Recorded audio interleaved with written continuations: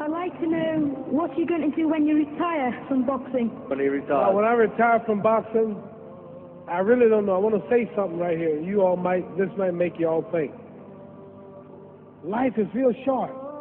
So you add up all your traveling, add up all your sleeping, add up all your school, add up all your entertainment, you've probably been half your life doing nothing. So what am I'm 35 years old. 30 more years, I'll be 65. We don't have no more influence. We can't do nothing much at 65. Your wife will tell you that. So what I'm saying, when you're 65, ain't too much more to do.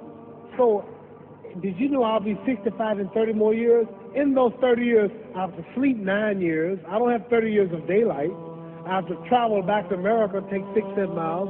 All my traveling, probably 4 years of traveling in the next 30 years, about 9 years of sleeping, television, movies, entertainment, about 3 years of entertainment. Out of 30 years, I might have about 16 years to be productive. So it's how we can all break our individual lives down. What am I going to do in the next 16 years? What's the best thing I can do? Get ready to meet God.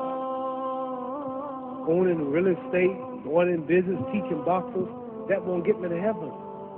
How many here believe there's a supreme being, believe there's a God? How many believe there's some power that made the sun, the moon, the stars? How many believe that this stuff didn't just come out here?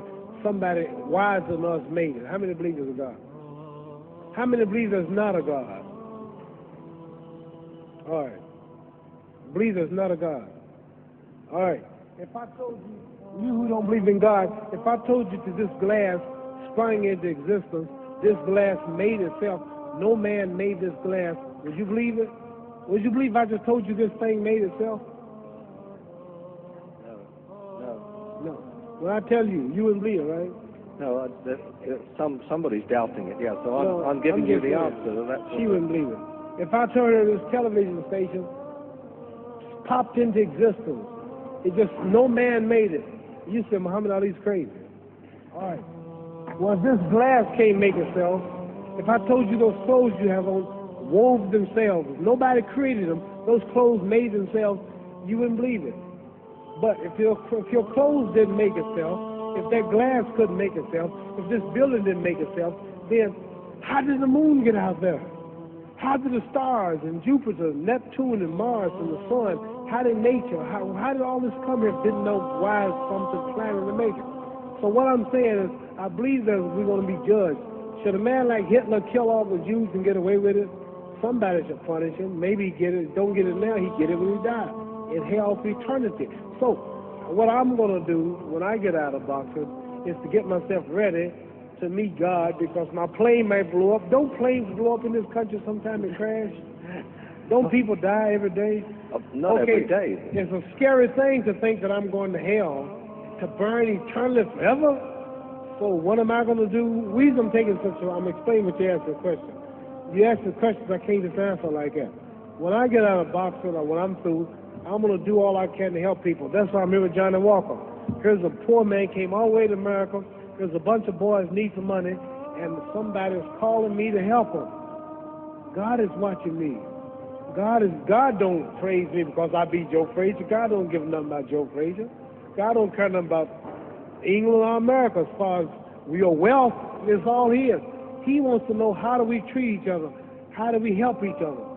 So I'm going to dedicate my life to using my name and popularity, helping charities, helping people, uniting people, bring people bumming each other because of religious beliefs. We need somebody in the world to help make peace. So when I die, if there's a heaven, I want to see it. Because we live how long? 80 years?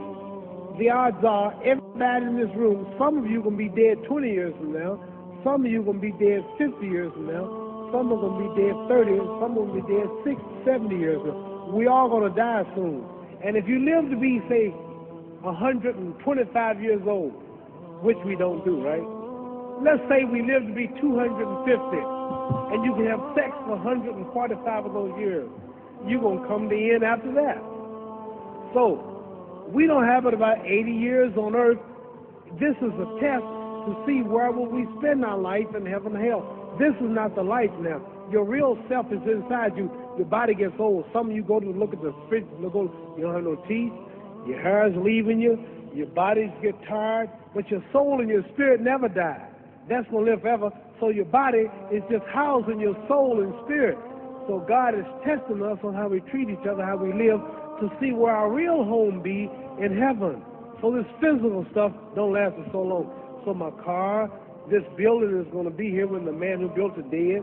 There have been many kings and queens of England. They're all dead. After this one is gone, another one will come. So we don't stay here. We're just trustees. We don't own nothing. Even your children are not yours. If you think I'm lying, your wife is not yours. You don't own your children. You don't own your family. So what am I saying? The most important thing about life is what's going to happen when you die. Are you going to go to heaven or hell? And that's eternity. How long is eternity? Let's imagine. Take the Sahara Desert. There's a lot of sand on the Sahara Desert, right? Then imagine that one grain of sand represents 1,000 years, and when you're in hell burning, when you die and go to hell, you're going to burn forever and ever, no end. How long is that? Give you an idea how long eternity is. Take the Sahara Desert, and I told you to wait 1,000 years. And every 1,000 years, I want you to pick up a grain of sand until the desert is empty. Okay, wait 1,000 years, pick up the first grain. Wait another 1,000 years before you get the next grain. Keep that up until there's no more sand in the desert. You know how long it's just America's not but 200 years old. We got 800 more years to go before 1,000. So it just scares me to think that I'm going to die one day and go to hell. I'm on an airplane that might blow up. I'm always traveling. And to go to hell and God is going to judge my soul. The police, I might kill people. I might rob people. The authorities might not catch me. The FBI, Scotland Yard might not catch me.